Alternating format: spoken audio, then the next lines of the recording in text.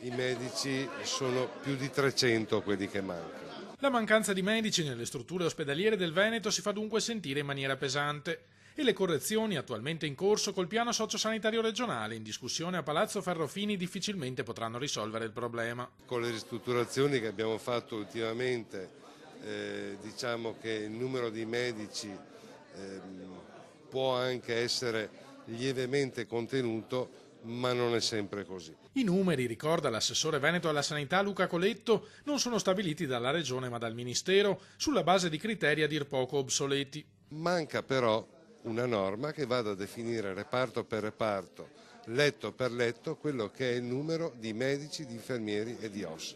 Una volta c'era, adesso io credo che sia opportuno ripristinare questa norma in maniera tale che le regioni che hanno diritto di avere i medici li possano avere. Fondamentale, sostiene l'assessore, sarebbe la possibilità di far entrare i medici in ospedale immediatamente dopo la laurea. Cosa che non avviene adesso. Adesso avviene dopo 4 anni, dopo la specialità, quindi noi abbiamo i medici in reparto invece che a 26 anni a 30-31 anni.